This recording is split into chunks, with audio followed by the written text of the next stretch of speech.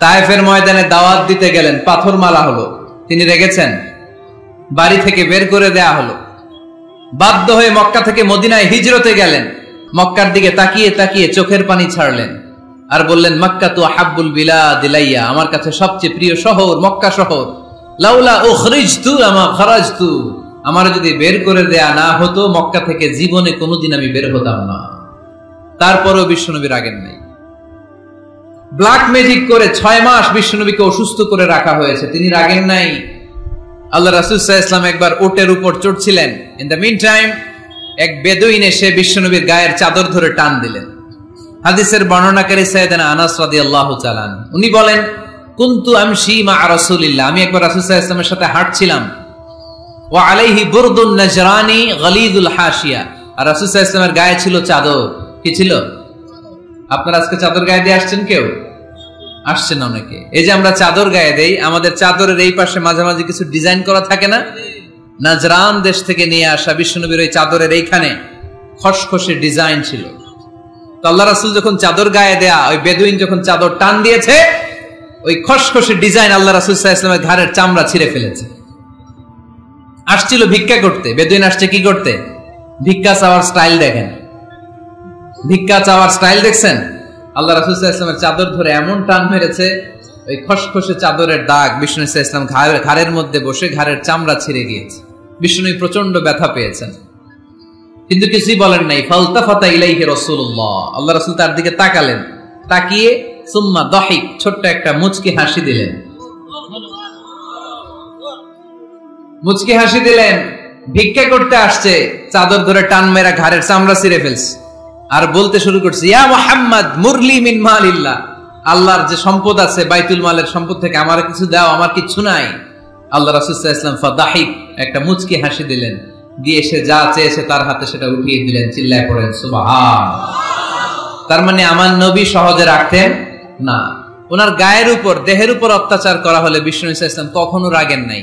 মারা হয়েছে, পাথর মেরে রক্তাক্ত করা হয়েছে, পিটানো হয়েছে, আল্লাহ রাসূল সাল্লাল্লাহু আলাইহি ওয়াসাল্লাম কখনো রাগেন নাই। তবে আল্লাহর জমিনে আল্লাহর বিধান লঙ্ঘিত হওয়া মাত্রই বিষ্ণু সাল্লাল্লাহু আলাইহি ওয়াসাল্লাম রেগে যেতেন। পড়েন আল্লাহু আকবার। আল্লাহর বিধান লঙ্ঘিত হতে দিতেন না।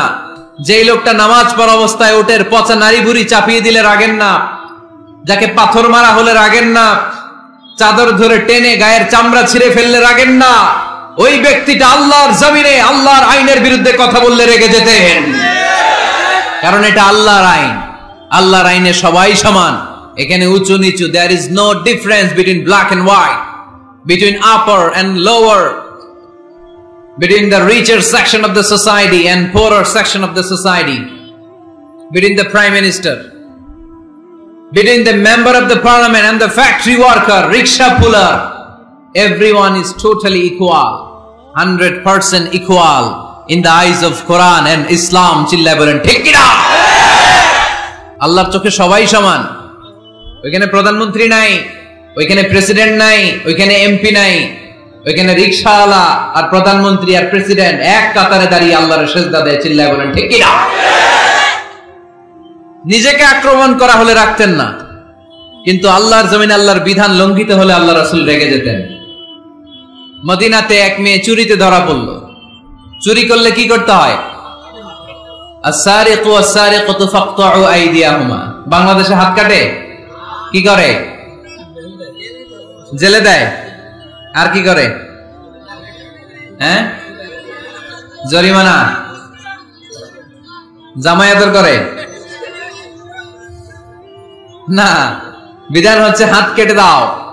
If anyone steal something precious, the government, the authority should cut down his right hand. আইনটা কার? বাংলাদেশে এরকম চোর আছে না নাই? দেশের টাকা পাচার করে, আছে না নাই? হাজার হাজার টাকা কুচি কুচি করে বগুড়ার এক পানির মধ্যে, খালের মধ্যে দেখলাম। আহা, জনগণ খেতে পায় না আর মানুষ টাকা কুচি করে জঙ্গলে ফেলে দিয়ে আসে। এগুলো কত বড় টাকা! একটা চোর, ওকে ধরে যদি হাত কেটে টেলিভিশনে প্রচার করে দেয়া হতো, 17 কোটি মানুষ যদি দেখতো, এদেশে আর চোর খুঁজে পাওয়া যেত না। বনু মখজুমিয়া গোত্রের এক নারী চুরিতে ধরা পড়ল। সাহাবীরা যে বললে, ইয়া রাসূলুল্লাহ, অনেক বংশীয় মেয়ে, আপনি হাত কেটে দিয়েন না, মাফ করে দেন। কি করেন? আল্লাহ রাসূল সাল্লাল্লাহু আলাইহি ওয়াসাল্লামের চেহারাটা আগুনের গোলার মতো লাল হয়ে গেল, রেগে গেলেন। আল্লাহ রাসূল বললেন, এত বড় সাহস পেলে কোত্থেকে? এটা আল্লাহর আইন, চিল্লায় বলো কার আইন? লাউ কানাত ফাতিমাতু বিনতি মুহাম্মদ সারাকাত লাকাতা মুহাম্মাদুন ইয়াদাহা। আরে বানু মাখজুমিয়া গোত্রের মেয়ে তো দূরের কথা, আমার কলিজার টুকরা ফাতেমাও যদি চুরিতে ধরা পড়তো, আমি ফাতেমার ডান হাত কেটে দিতে 1 সেকেন্ডও দেরি করতাম না। কারণ বিধানটা কার? এত মাইর দেয়া হলো বিশ্বনবীকে, এত অত্যাচার করা হলো, তিনি রেগে যেতেন না। কিন্তু আল্লাহর জমিনে আল্লাহর বিধান লঙ্ঘিত হলে তিনি রেগে যেতেন, ঠিক কিনা?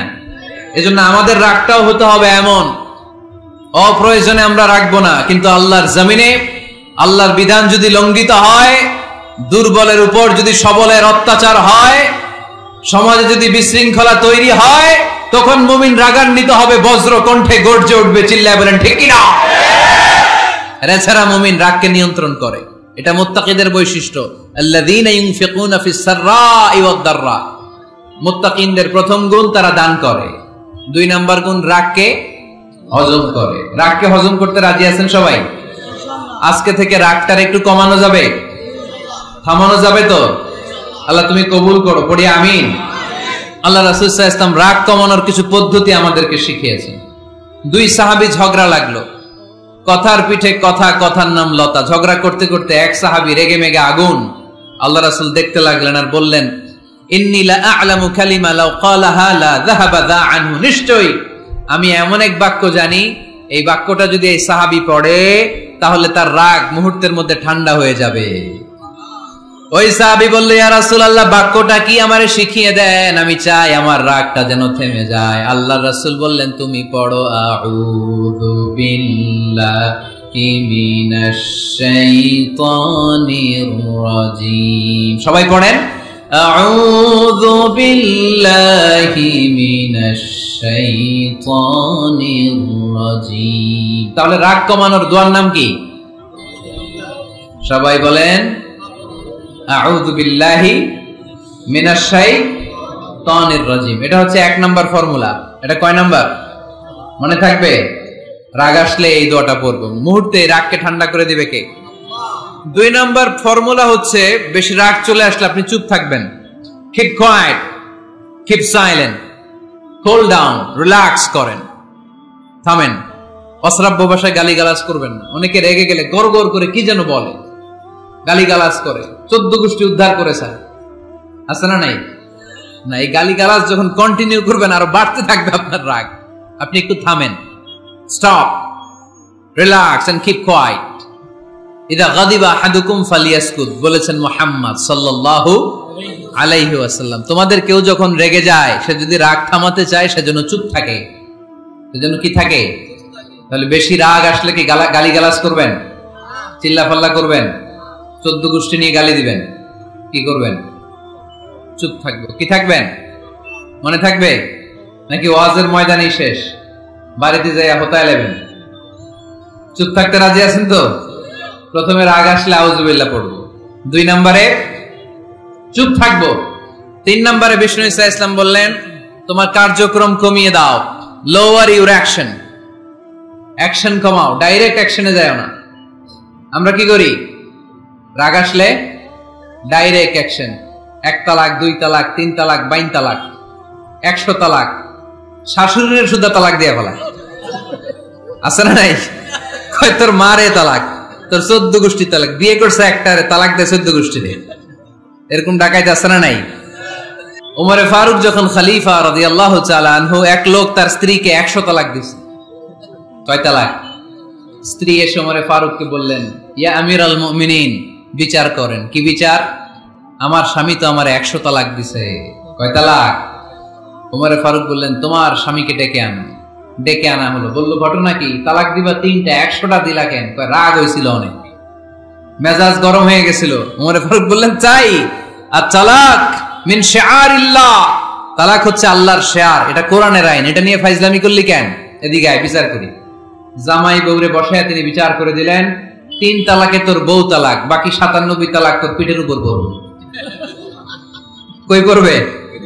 এবার জল্লাদ নিয়ে আসা হলো, চাবুক নিয়া, ওয়াহিদ, ইসনাইন, তালাতা, আরবা খামসা, এক একটা চাবুক মারে আর চিল্লান মারা ওঠে স্বামী, কয়েক সব তালাক তো পিঠের উপরে দিলাম। এরকম বিচার যদি ওমরে ফারুকের মতো বাংলার জমিনে থাকতো, একটা বদমাইশও খুঁজে পাওয়া যেত? লোয়ার ইউর অ্যাকশন, রেগে গেলে অ্যাকশন কমান্ড, ডাইরেক্ট অ্যাকশন মেরেন না। কি করবেন? কার্যক্রম কমিয়ে দেন। আল্লাহ রাসূল সাল্লাল্লাহু আলাইহি ওয়াসাল্লাম বললেন, ইযা গাদিবা আহাদুকুম ওয়া হুয়া কায়েম, দাঁড়িয়ে থাকা অবস্থায় যদি কেউ রেগে যায়, ফালিয়াজলিস, সেজন্য বসে যায়। ফা ইন যাহাবা আনহুল গাদাবু ওয়া ইল্লা ফালিয়াত্তাজি, বসে যাওয়ার পরেও যদি তার রাগ কমে না যায়, সেজন্য শুয়ে যায়। সুবহানাল্লাহ পড়েন। দাঁড়িয়ে থাকা অবস্থায় রাগ আসলে কি করবেন? বসা অবস্থায় রাগ আসলে, শোয়া অবস্থায় রাগ আসলে ঘুমাই যাবেন। অনেক ভালো মানুষ এলাকার লোকেরা, শোয়া অবস্থায় রাগ আসলে চোখ বন্ধ করে ঘুমাই যাবেন। এরপর সুন্দর সুন্দর স্বপ্ন দেখতে শুরু করবেন। রাগ আর নাই। কত সুন্দর ফিলোসোফার ছিল বিশ্বনবী সাল্লাল্লাহু আলাইহি ওয়াসাল্লাম। এই কথাগুলোর দাম কত জানেন? ওজন কত জানেন? কিভাবে আমাদেরকে তিনি সভ্য বানাতে চেষ্টা করেছেন, কিভাবে আমাদেরকে সুখী সমৃদ্ধ মানুষ বানাতে চেষ্টা করেছেন। দাঁড়িয়ে থাকলে যদি রেগে যাও, বসে পড়ো। বসে গেলেও যদি রেগে যাও, শুয়ে পড়ো। সুবহানাল্লাহ পড়েন। তার মানে রাগ কমানোর 1 নাম্বার ফর্মুলা আউযুবিল্লাহ পড়বেন, 2 নাম্বার ফর্মুলা চুপ থাকবেন, 3 নাম্বার ফর্মুলা অ্যাকশন কমিয়ে দিবেন, দাঁড়ালে বসবেন, বসে থাকলে শুয়ে যাবেন। 4 নাম্বারে বিশ্বনবী বললেন, তারপরেও যদি তোমার রাগ কমে না যায়, ঠান্ডা পানি দিয়ে ওযু করো, রাগ কমায় দিবে কে? ওযু করেন ঠান্ডা পানি দিয়ে, রাগ কমায় দিবে কে? আল্লাহ রাসূল সাল্লাল্লাহু আলাইহি ওয়াসাল্লাম বললেন, শাইতান ইন্নাল গাদাবা মিনাশ শাইতান, নিশ্চয়ই রাগ আসে শয়তান থেকে। রাগ এনে দেয় কে? একটু আওয়াজ করে বলেন না, এনে দেয় কে? রাগ এনে দেয় শয়তান। ও শাইতানু খুলিকা মিনান নার, শয়তান তৈরি আগুন দিয়ে। শয়তান তৈরি কি দিয়ে? ওয়ান নারু তুতফাউ বিল মা, আর আগুন নিভায় পানি দিয়ে। আগুন নিভায় কি দিয়ে? এজন্য তোমাদের কেউ যখন রেগে যায়, ইদা গাদিবা আহাদুকুম ফালিয়াতাওয়াদ্দা, সেজন্য ঠান্ডা পানি দিয়ে ওযু করে তার রাগটারে ঠান্ডা করে দিবে কে? সুবহানাল্লাহ পড়েন। মনে থাকবে সবার। 1 নাম্বার, রাগ আসলে 1 নাম্বারে কি করবেন? আউযুবিল্লাহ পড়বেন। 2 নাম্বার চুপ থাকবেন। 3 নাম্বার বসে যাবেন, শুয়ে যাবেন। 4 নাম্বার ওযু করবেন। রাজি আছেন? মাথায় ঠান্ডা পানি দিবেন, চেহারায় ঠান্ডা পানির ঝাপটা দিবেন, দেখবেন আপনার রাগকে ঠান্ডা করে দিছে কে? এজন্য আল্লাহ বললেন, আমার মুত্তাকিদের বৈশিষ্ট্য হলো আল্লাযীনা ইউনফিকুনা ফিস সাররাই ওয়াদ দাররাই ওয়াল কাযিমিনাল গায়যা ওয়াল আফিনা আনিন নাস। মুত্তাকিন বান্দারা সুখে দুঃখে দান করে, রাগ ক্রোধ আসলে এটাকে তারা হজম করে। মুত্তাকিনদের 3 নাম্বার বৈশিষ্ট্য হলো, তাদের সাথে কেউ অন্যায় করলে তারা ক্ষমা করে। সুবহানাল্লাহ পড়েন। কি করবেন? ক্ষমা করে দিবেন। মুত্তাকিদের 3 নাম্বার বৈশিষ্ট্য কি? নাকি অন্তরের মধ্যে দুঃখ কষ্ট রেখে দিবেন? অনেকে আছে অতীতের কষ্ট ভুলতে চায় না, ভুলতে পারে না। কেউ আপনারে ধমকি দিছিল, কেউ আপনার সাথে খারাপ আচরণ করছিল, কেউ আপনারে গালি দিছিল, অনেকে এটারে পেলে পুষে অন্তরে বড় করে রাখে, আছে না নাই? ভুলতে চায় না। মনের ভেতরে রাগ পেলে পুষে রাখা ঠিক না। মনে মনে কয়, তুই আমারে মারছিলি, আমি তোরে মারুম। তুই আমারে অপমান করছিলি ওই দিন, যদি একদিন সুযোগ পাই তোরে হতা এলামু। আছে না এরকম? সেই 20 বছর আগে আপনারা সে অপমান করছে, ওইটারে পেলে পুষে আপনি অন্তরে নিয়ে বয়ে বেড়াচ্ছেন। আর এই হিংসা ক্ষোভ যদি রাগ ভিতরে রাখেন, এটা আপনারা জ্বালায় দেয় ভিতরে, জানেন? আর যদি আপনি ক্ষমা করে দেন, একেবারে ঠান্ডা। জানেন এই ফর্মুলা আপনারা? এজন্য রাগ ক্ষোভ হিংসা কখনো অন্তরে পুষে রাখতে নাই। মা যাদাল্লাহু আবদান বিআফওয়িন ইল্লা ইজ্জান, কোন বান্দা যদি তার অন্য কোন ভাইকে ক্ষমা করে দেয়, আল্লাহ তাআলা এই ক্ষমাকারীর সম্মান আর মর্যাদাকে বাড়িয়ে দেয়। আল্লাহ তাআলা নিজে ক্ষমাশীল, তিনি ক্ষমা করাকে পছন্দ করেন, তাই আমাদের বেশি বেশি ক্ষমা করা দরকার। এজন্য এখন কেউ যদি আপনার সাথে খারাপ আচরণ করে, আপনার উপর জুলুম করে, অন্যায় করে, কি করবেন? মাফ করে দিবেন। মাফ করতে রাজি আছেন তো?